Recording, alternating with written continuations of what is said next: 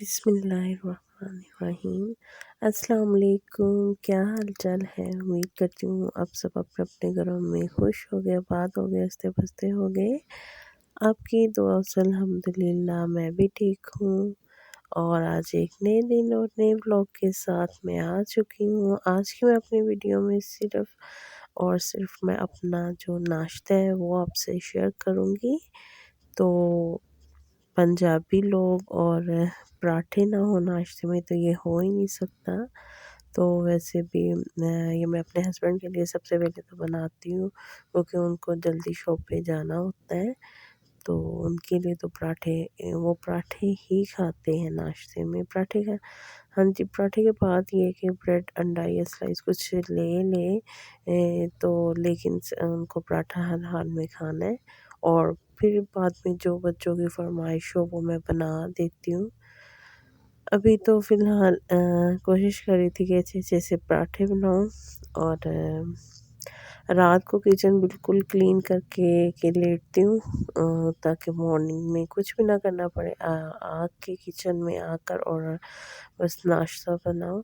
लेकिन नाश्ता बनाते-बनाते किचन इतना फैल जाता है, बहुत ज़्यादा चूल्हा हर चीज़ की फिर बहुत अच्छे से के क्लीनिंग करनी पड़ती है। तो बहरहाल सबसे पहले तो नाश्ते से यही कोशिश होती है कि टाइम पर फ़ारिग हो जाए, टाइम से करवा दें, क्योंकि अगर नाश्ते ही लेट हो जाए तो ज़ाहिर बात है फिर सारे दिन के काम बहुत लेट हो जाते हैं। तो ये रात का सालन था आलू गोभी का, इसको मैंने गरम किया तवे पर ही। अच्छा, मुझे जैसे कोयले का स्मोक अच्छा लगता है, किसी खाने के टेस्ट को दुबाला करता है, मुझे आलू गोभी का जो सालन है वो ज़्यादा मुझे तवे पे गरम करके बहुत मज़े का लगता है। तो मैं इसको लाज़मी जब भी बनाऊँ मॉर्निंग में इसको तवे पे ही गरम करती हूँ, और इसका एक टेस्ट जो इसका आता है वो बहुत मज़े का होता है। अच्छा जी, ये हस्बैंड को मैंने दिया नाश्ता, और उसके बाद जी अब मैं बनाऊँगी सेवइयाँ। बच्चों के लिए आज नाश्ते में सेवइयाँ बनेगी, क्योंकि आज उनकी फरमाइश हो रही थी मेरी बेटी की। और बेटा शीरमा जो बंद होता है वो खाएगा। तो नाश्ते को बहुत ज़्यादा टाइम लग जाता है, शायद कि इसी वजह से क्या आपके घरों में भी ये होता है? लाज़मी बताइएगा मुझे। पहले तो मैं बच्चों से पूछती रहती हूँ, बच्चों से हस्बैंड से क्या बनाऊँ नाश्ते में, क्या खाना है, क्या खाना है?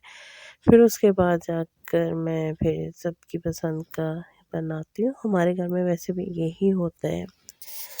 तो अ, अब इसी वजह से नाश्ते के दोपहर को, हालाँकि दोपहर को सालन और रोटी सब कुछ बनता है, लेकिन इतना टाइम नहीं लगता जितना नाश्ता बनाने में, एक-एक की पसंद का फिर उनको बहुत टाइम लग जाता है। बहरहाल जी, मैं बनाऊँगी मीठी सेवइयाँ।